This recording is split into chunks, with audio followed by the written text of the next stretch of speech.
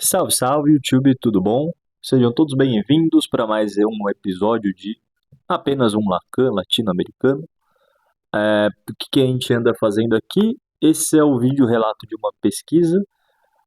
O objetivo da pesquisa é que a gente consiga extrair um método de análise do discurso do Lacan, ou seja, fazer de uma parte específica da obra do Lacan uma psicanálise lacaniana do discurso e com esse método extraído do Lacan, ou seja, que a gente vai tentar estabelecer os pressupostos de funcionamento disso, a gente vai tentar também fazer análises de discurso, como por exemplo, a gente pode pegar o racismo a partir do material discursivo como o da obra da Lélia Gonzalez ou da Sueli Carneiro, aplicar esse método de análise do discurso do Lacan no que será que dá? Ou a gente aplica isso sobre a temática do feminismo ou do gênero, como por exemplo a partir da obra do Paul Preciado, no que será que dá? Ou se a gente aplicar isso sobre o neoliberalismo, como no Byung-Chul Han, o que será que dá enquanto discurso do racismo, discurso do sexismo, discurso do neoliberalismo? Esse vai ser nosso objetivo e me parece especificamente que isso não está realizado no campo da psicanálise. Apesar de muita gente falar sobre os quatro discursos do Lacan, parece que a psicanálise caiu numa repetição dos discursos do Lacan e o estabelecimento dos pressupostos de uma análise do discurso do Lacan não foi extraída e é efetivamente o que a gente tenta fazer aqui. Quem puder, curta, compartilhe, se inscreve no canal ou escreve comentários com perguntas aí que tiverem que eu vou respondendo ao longo do caminho. No encontro de hoje a gente vai tratar a primeira parte da classe 3 do Lacan. E me parece que especificamente o que o Lacan vai desenvolver nessa primeira parte da classe 3 é uma certa articulação entre sua análise de discurso, de viés estrutural, e uma perspectiva da história implicando nessa análise de discurso. Então, há um certo tabu de que uma análise estrutural ela seria contraditória a uma análise que levasse em conta o discurso, levasse em conta a história e seus efeitos no discurso, mas me parece que o Lacan está propondo exatamente que não há contradição alguma entre fazer uma análise estrutural, que envolve pegar um discurso a partir de elementos e as relações entre esses elementos, e fazer também com que essa análise de discurso tenha efeitos. Voltei. E fazer também que essa análise de discurso tenha efeitos da história sendo contemplados por essa análise. Me parece que é isso que o Lacan vai desenvolver, sobretudo aí nesse começo da classe 3, e a gente vai tentar apresentar isso com um caderninho. Vamos lá. Cadê eu? Olá. Aqui estamos no caderninho. Eu apelidei essa parte dessa aula como Psicanálise como Sintoma da Modernidade, que é uma tese que o Lacan vai apresentar, que ele já tinha apresentado em outros lugares, especialmente no Ciência e Verdade, mas que aqui me parece que também a gente vai usar para apresentar essa ideia da interlocução entre uma análise de discurso lacaniana, ou como Lacan entende discurso, e as incidências da história sobre o discurso. Bom, antes de a gente chegar a isso, vamos retomar o movimento que o Lacan tem feito, página por página, que é nosso objetivo aqui, né? Fazer como que uma leitura conjunta, página por página do seminário 16. Só um segundinho. O Lacan começa ele meio que lançando essa ideia de que ele vai nessa classe 3 ou na sequência desenvolver uma topologia entre saber e gozo. Lembrando que um dos pressupostos que a gente já estava extraindo aí dessa análise do discurso do Lacan é de que nessa análise do discurso do Lacan haveria uma relação dialética entre saber e verdade, ou uma topologia entre saber e verdade. Agora o Lacan está trazendo esse acréscimo. Há também, na minha análise de discurso, uma topologia entre saber e gozo. Ele não fala o que vai ser isso, então a gente vai aguardar os próximos capítulos para ele definir isso, né? Mas antes talvez seja uma boa a gente já trazer um pouco dos pressupostos dessa análise de discurso que o Lacan ele tem colocado aí no seminário 16. Eu acho que a gente já falou bastante disso. Tentar lembrar de cabeça aqui, eu acho que em breve eu vou fazer um vídeo específico sobre isso, sobre os pressupostos que a gente já tem de uma análise de discurso do Lacan. Vamos retomar ali. A gente trouxe primeiro que não há metalinguagem no Lacan, ou seja, que no Lacan não há nenhum fora do discurso, então Lacan entende o discurso como tudo se entremeia no discurso, então normalmente as oposições que colocariam fora do discurso no Lacan não são válidas, não há uma ideia de natureza que não se misture a uma ideia, não há uma ideia de matéria que não se misture a uma ideia. Tudo basicamente no Lacan é discurso. Tudo pode ser analisado como discurso também, e tudo se entremeia numa estrutura de linguagem. Uma outra ideia que a gente trouxe é que haveria no Lacan uma topologia entre saber e verdade. Então, há como uma dialética, um par de opostos entre saber e verdade, na forma como ele vai analisar discurso. Parece que um ótimo exemplo disso é como a Lélia Gonzalez vai analisar mito da democracia racial a partir, ou como uma forma de usar essa ideia do Lacan, não só essa ideia, né, mas ela pode ser entendida a partir desse prisma de saber e verdade do Lacan. O que mais? Me parece que o Lacan, depois ele pega a obra do Marx, não especialmente porque o Lacan seja lá um revolucionário ou estava implicado numa perspectiva revolucionária, mas tomando a análise do Marx a partir de uma obra tomada como um discurso a partir do qual ele ia aplicar esse método de análise do discurso que ele está trazendo aos poucos pressupostos. Que mais que a gente já viu? A gente já viu Lacan apontando também que a análise do discurso dele tem um viés estrutural, ou seja, participa da sua teoria do significante, onde a relação com o mundo ela é sempre ordenada numa rede de significantes, onde um elemento tem o seu sentido dado pela relação com todos os outros elementos. Então, a ideia de estrutura significante traz muito essa ideia de rede e de relação entre elementos. A gente já trouxe também um pressuposto de que a análise do discurso do Lacan ela tem um viés lógico, e com lógica o Lacan está falando que uma análise do discurso visa reduzir toda a complexidade de discurso a elementos mínimos e relação entre elementos mínimos.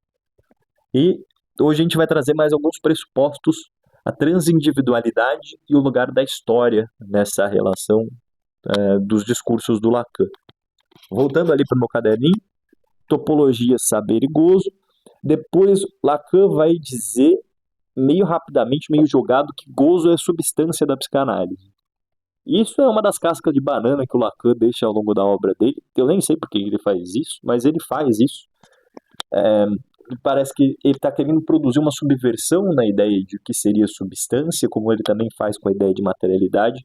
O problema é que isso gera uma confusão danada na leitura dos lacanianos, porque isso parece fazer referência, e o ponto que a gente defende aqui que é que isso é completamente contraditório, é uma subversão, mas parece fazer referência à pulsão freudiana. Então, a pulsão freudiana sim estaria no nível de uma substância, porque ela seria uma energia que provém do corpo interno orgânico. Uma energia, como uma coisa, uma substância dessa energia que se expressaria no campo da sexualidade, no campo da agressividade. Para o Lacan, esse papo de energética tem que ser abandonado, ou pelo menos a forma como a gente defende ler Lacan. Esqueçam energética, isso é coisa de jovem místico. Não tem a energia de corpo no Lacan.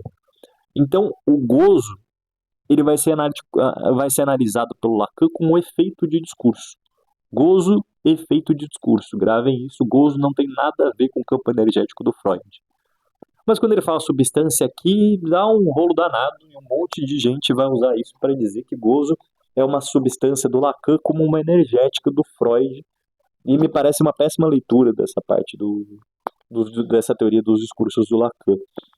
Mas depois que ele joga essa casca de banana, ali para frente ele dá uma arrumada nisso, falando que o gozo como substância faz parte dessa substância como o tecido do discurso.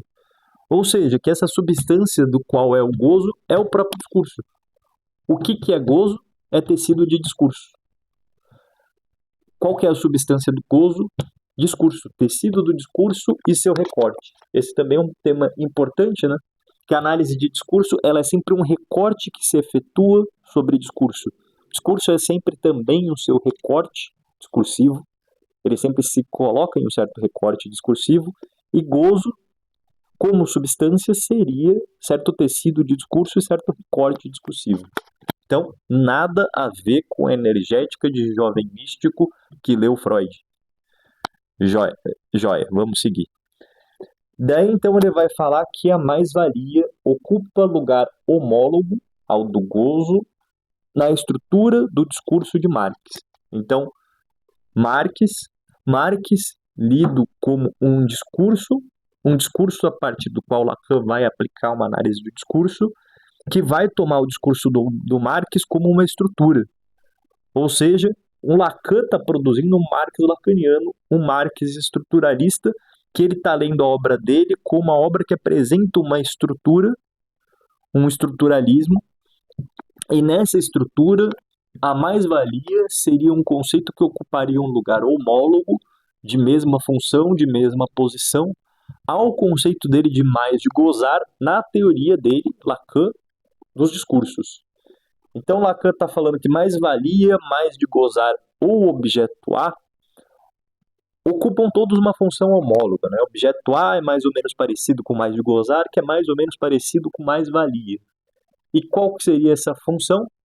E qual que seria esse lugar que ocupa objeto A ou mais de gozar? O lugar de uma função em uma estrutura. Função em uma estrutura de discurso. Portanto, objeto A é uma função numa estrutura de um discurso. O que nos traz a pergunta que o Lacan também não responde, ele deixa um monte de abas soltas ao longo do texto. Isso faz parte da prosa lacaniana, mas a gente vai lendo junto aqui, então a gente tem que ir supondo ideias. Essa é uma dica para quem está lendo Lacan, né? Apesar de que o Lacan parece incompreensível em alguns momentos, vai dando páginas e segue lendo, que ele vai deixando perguntas não respondidas para trás, que ele vai responder lá na frente. Mas de qualquer jeito, Lacan está dizendo que o mais de gozar ou objetual ocupa uma função em uma estrutura, então, portanto, a gente tem que se perguntar o que Lacan quer dizer com função. Eu fui lá no dicionário procurar o que quer dizer função, encontrei 3 significados que me parecem úteis para uma análise de discurso sobre o que é função. A primeira é que função indica um papel desempenhado por algo, ou seja, um exercício que se realiza, um papel desempenhado, um exercício. A gente pode pensar também, por exemplo, na função do analista.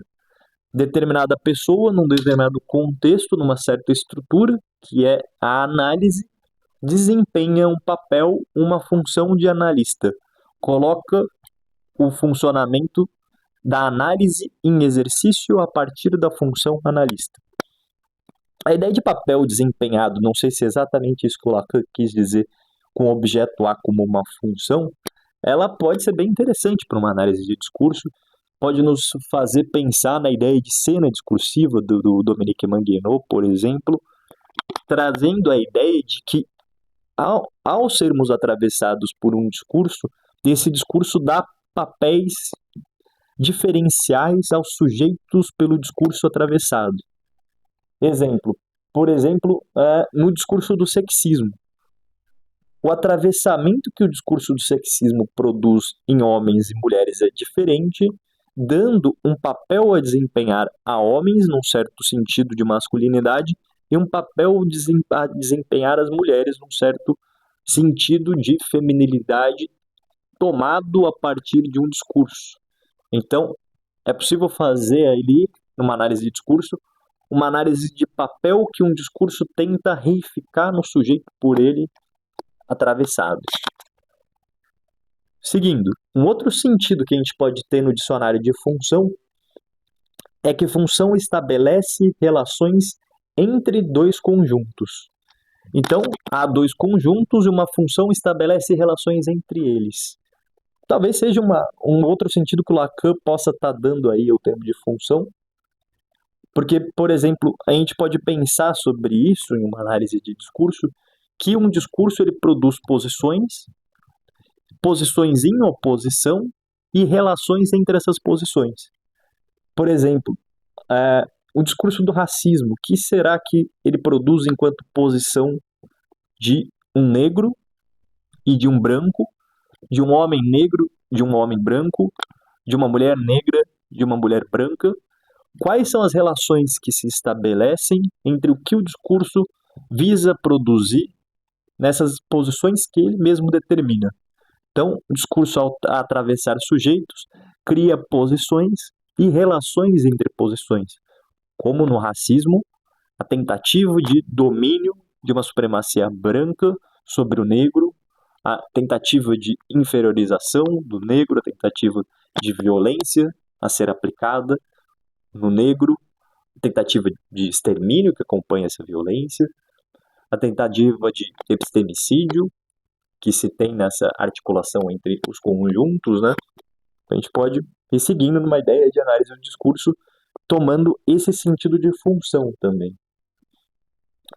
E ainda um outro sentido de função que a gente vai achar no dicionário é papel que um elemento desempenha em uma frase decorrente da relação que estabelece com os demais elementos. Esse é um sentido do estruturalismo mesmo, né? Então, há uma certa estrutura de discurso. Função não é algo que é dado por um elemento em si mesmo, ele é dado pela relação entre os elementos de um discurso, entre os significantes de um discurso, né? Então, a gente só sabe a função de algo numa frase a partir da função que esse significante ocupa em relação aos outros. Então, uma definição bem estruturalista, né, que traz essa ideia de relação à análise. Função é relação ocupada entre os outros, frente aos outros elementos. Bom, só trouxe aí essa ideia de objeto A como função uma estrutura, Lacan não desenvolve isso, mas deu para a gente tirar algumas ideias do que isso pode ser.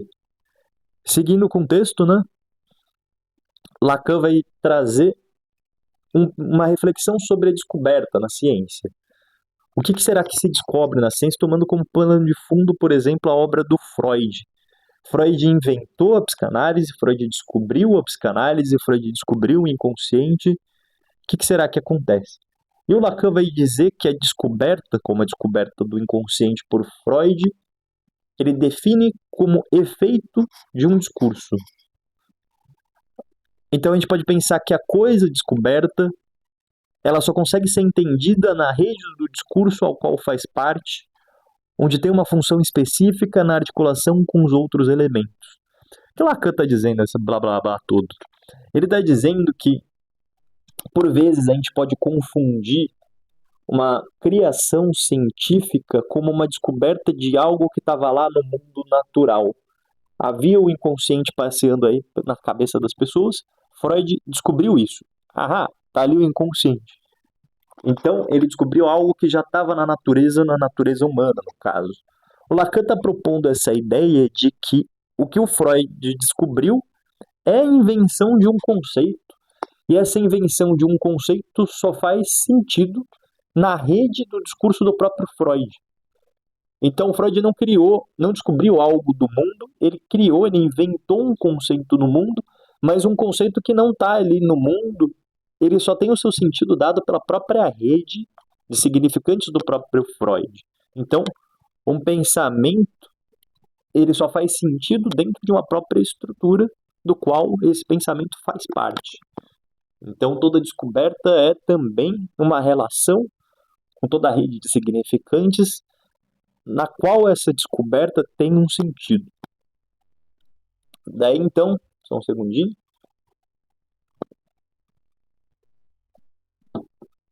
Lacan vai passar a essa tese dele, né, da psicanálise como sintoma de certa incidência histórica. E daí ele vai apontar que a psicanálise como sintoma de certa incidência histórica falaria sobre um momento na história onde houve uma virada na relação do sujeito com o saber. Esse momento na história, especificamente a modernidade. E vejam bem que isso vai trazer o termo história para esse jogo de análise do discurso do Lacan. Como que a história vai fazer um sentido nessa análise de discurso do Lacan? Então, vamos ali, ponto 7. Todo discurso, tal qual a psicanálise, assim como a psicanálise, é um efeito do discurso na história. O que o Lacan está fazendo é uma redução do autor como criador da própria ideia, mas que as ideias de uma época pensam. Então, vamos lá. Com esse papo todo, Lacan está propondo que discursos sempre devem ser pensados a partir da perspectiva histórica na qual ele pôde surgir, e uma perspectiva histórica é nada além de o entrelaçamento dos discursos que compõem um determinado momento histórico, né? Então Lacan ele apresenta essa ideia de que a psicanálise ela não é, ou qualquer outra ideia, ela não é simplesmente uma ideia de um autor. O Freud foi lá e pensou a psicanálise, mas ela é necessariamente efeito de um monte de coordenadas históricas que estavam se pensando. Então, essa ideia é um tanto curiosa do Lacan, que não são as pessoas que pensam a ideia. Uma pessoa individualmente pensa uma ideia como a gente costuma pensar a ideia. O pensamento como agenciado por um sujeito. O Lacan está pensando pensamento como as ideias estão se pensando por aí no mundo. Tá aí o conceito de grande outro do Lacan.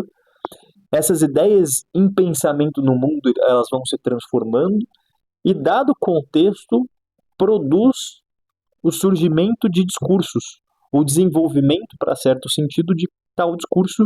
A psicanálise, então, ela não foi simplesmente pensada pela individualidade do Freud, mas, sobretudo, para o Lacan, ela é efeito da transformação das ideias ao longo da história humana.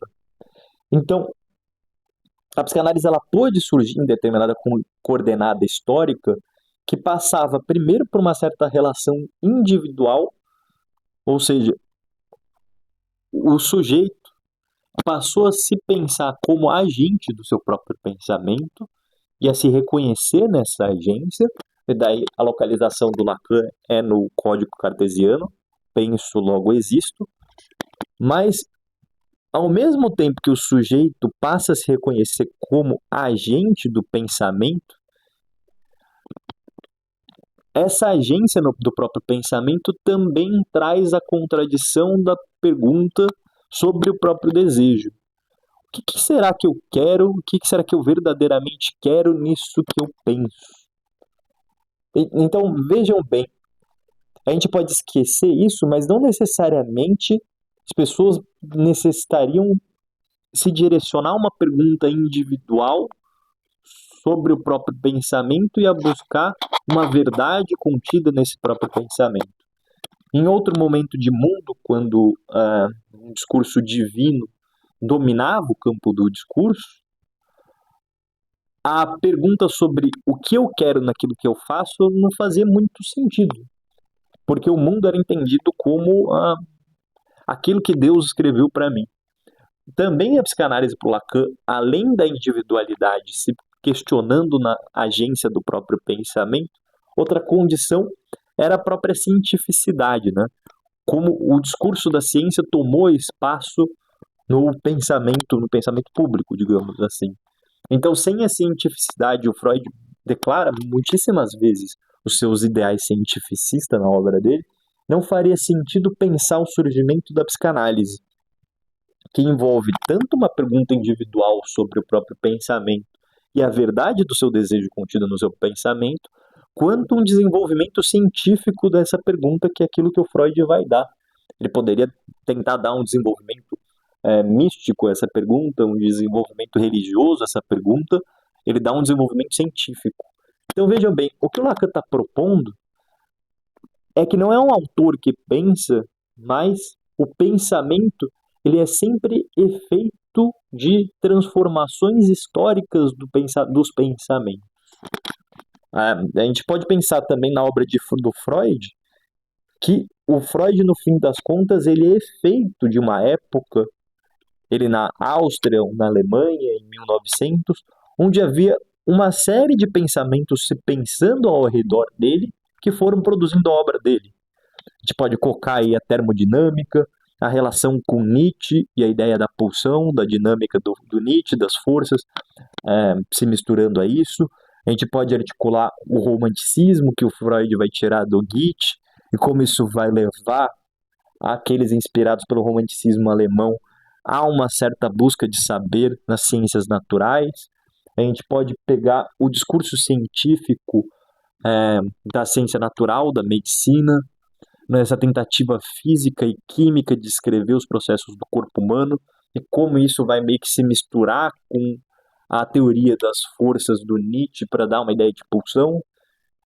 A gente pode pegar essa referência também da individualidade, da questão sobre o próprio desejo aparecendo na obra de Freud por um viés cientificista, mas que também aparece em outros pensadores, Rousseau, Schopenhauer, próprio Nietzsche. Então, vejam bem, não é a individualidade de Freud que pensa, o Lacan nunca pensa pensamento assim, mas coordenadas históricas de discursos se entrelaçando, construindo certo contexto na qual a psicanálise pôde ser pensada. E que talvez se não fosse pensada por Freud, seria pensada de outra maneira, fazendo uma outra mistureba das coordenadas históricas ali, das disputas de discursos contidas naquela coordenada histórica, mas o Freud está pensando um problema que se pensa na época dele. E no fim das contas, para o Lacan, pensamento é sempre isso. Então, a gente vai ver no pressuposto aqui da análise do discurso do Lacan, entender como o pensamento não é um ato individual, mas ele expressa esse atravessamento da história dos pensamentos, do que a época está pensando, quais são os discursos do saber da época se entrelaçando no pensamento individual.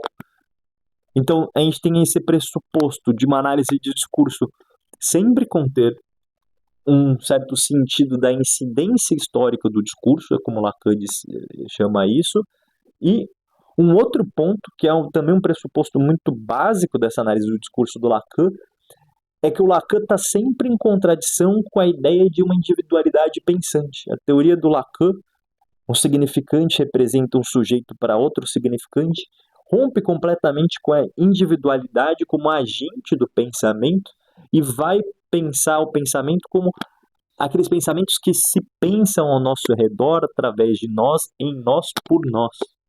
Então, vejam bem que essa ideia de transindividualidade do pensamento é muito forte para o Lacan, e daí também a ideia da topologia do Lacan, né? De como o pensamento é como uma banda de Möbius que rompe a divisão de interno e externo, e interno e externo se tornam um entrelaçamento. Então não há pensamento individual para o Lacan, e se não há pensamento individual para o Lacan, o discurso é também histórico. A transindividualidade do Lacan leva a uma certa tomada de história que frequentemente não é reconhecido no estruturalismo lacaniano, como se o estruturalismo fosse contraditório à história. Já é a segunda vez aqui no Seminário 16, uma outra a gente deixou passar para comentar nesse momento, onde o Lacan fala sobre como o estruturalismo dele não é contraditório à compreensão dos efeitos do discurso na história. Vamos lá, ponto 8 agora. Cadê? Daí eu coloco uma citação do Lacan, né, que expressa mais ou menos isso que a gente estava tratando. Na página 46, Lacan diz: a psicanálise só aparece como sintoma na medida em que já está presente uma guinada do saber na história. Ou seja, os saberes foram mudando para que a psicanálise pudesse ser inventada por Freud, na relação com o cientificismo, com o divino, com a individualidade, com a origem dos pensamentos, com a contradição da verdade dos pensamentos. Tudo isso criou discursos, saberes, num certo contexto histórico, que efervesceram ali em Freud, né? Depois, no ponto 9, o Lacan, como é muito marcante desse seminário de 16, ele volta a brigar com os lacanianos, e ele vai dizer especificamente que tem uma resistência à psicanálise, que é uma ideia bastante famosa, né? mas ele diz que a resistência da psicanálise está nos próprios lacanianos. Os lacanianos resistem ao ensino da psicanálise lacaniana. Os lacanianos são aqueles que representam a resistência da divulgação do saber e do discurso do próprio Lacan. É uma ideia curiosa. E daí tá a ideia de por que o Lacan não para de brigar com os próprios lacanianos no Seminário 16. E ele fala, inclusive, que ele prefere andar com os jovens alunos da matemática porque eles têm orelhas mais abertas àquilo que o Lacan quer dizer. Então, trazer uma frase ali do texto que representa isso. Meus ouvintes, no momento do meu ensino, Lacan dizendo, né, já estavam formados de todas as maneiras. O que o Lacan está dizendo aí com essa realidade da geração dos ouvintes deles? Que eles já estavam formados, o Lacan está dizendo que os psicanalistas que se diziam lacanianos ali, eles eram freudianos, e eles já estavam formados por um modelo de pensamento freudiano, pelas ideologias que compunham o pensamento freudiano, e também pelo pensamento da individualidade, né? Eu penso aquilo que penso. Então, eles nunca conseguiam ser acessíveis, eles eram resistentes às ideias opostas que o Lacan tentava apresentar. Aquilo que o Lacan tentava apresentar de novo era reincorporado às ideias que eles já tinham, porque eles já estavam formados em outra maneira de pensar. Portanto, os lacanianos eram a fonte da resistência da propagação do discurso do Lacan. É uma ideia curiosa, mas é uma ideia que o Lacan defende muito ali, né? Ele tenta falar e os outros escutam aquilo que eles já escutavam antes, eles não conseguem ouvir o que o Lacan tenta dizer de diferente. Depois o Lacan, ele segue trazendo um tanto dessa transindividualidade e dessa agência que o Lacan retira da individualidade. Trago mais uma frase ali do seminário, né? A dificuldade desse discurso, na página 48, a dificuldade desse discurso é indicar como ele mesmo é comandado, por uma subordinação do sujeito psicanalítico, o que o comanda e se prende a todo saber. Então Lacan está dizendo que o próprio discurso dele, como qualquer discurso, ele não é um ato de produção individual, mas ele é um discurso comandado. E o sujeito, ele não está no papel do agente, mas no papel do subordinado.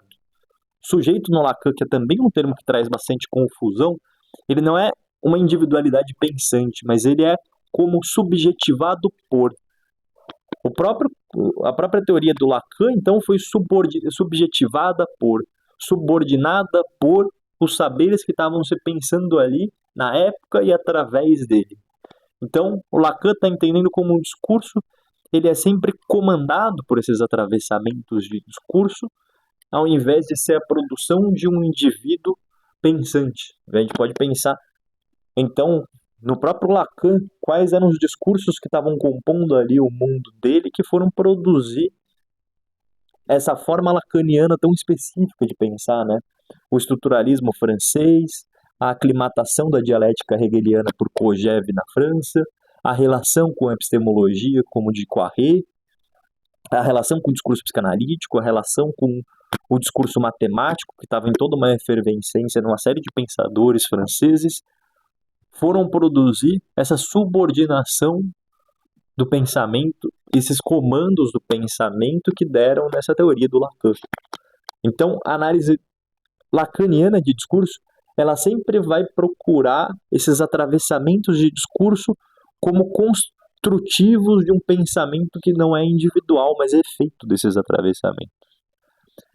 E por fim, no ponto 11 ali, Lacan vai dizer que o discurso psicanalítico está no movimento inverso do discurso matemático. Também uma ideia interessante que o Lacan ele traz uma associação ali, um ponto de vínculo entre psicanálise e matemática e um ponto de separação, um ponto de distanciamento.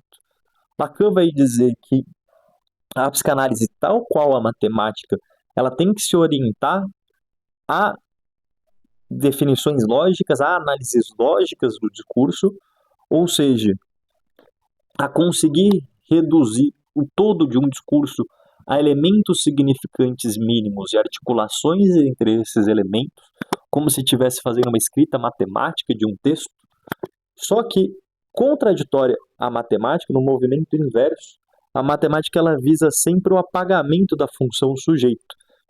Um certo exercício lógico deve poder ser realizado por todos igualmente. Enquanto a psicanálise ela visa a reintrodução da função de sujeito nessa leitura. O que haveria de singular nessa análise lógica do texto que se produz. E o Lacan, também curiosamente, ele vai localizar essa função do sujeito sempre em figuras negativas. Então, aonde que o Lacan vai reencontrar a presença do sujeito que o discurso da matemática tenta elidir? No que falha. No que falha, no significante de A barrado, no significante do outro barrado, e o Lacan vai dizer que essa falha que indicaria um lugar do sujeito numa estrutura não é um furo na linguagem que seria um exterior à linguagem, mas é uma falta no próprio significante. Uma falta no significante, na linguagem, trazendo novamente como para o Lacan não tem um exterior da linguagem. Até o próprio furo da linguagem é interno à linguagem, é um efeito da própria linguagem. Ali o Lacan vai localizar uma lógica do sujeito, uma função do sujeito, e isso a gente deixa para outros momentos para comentar, quando o Lacan desenvolveu um pouco mais essa ideia, mas ele só trouxe esse ponto aqui, né, que psicanálise, tal qual matemática, é uma análise lógica, mas a psicanálise visa reencontrar a função do sujeito, enquanto a matemática visa, assim, elidir a função do sujeito. Bom, por hoje é isso, acho que a gente conseguiu desenvolver bastante aí aquilo que eu visava trazer, a articulação de pressupostos, essa análise de discurso do Lacan, que depois a gente vai poder usar como um modelo de análise de discurso, especialmente esse viés histórico e transindividual como pressupostos dessa análise de discurso. Um abraço, quem puder, curta, compartilhe, inscreva-se e comente.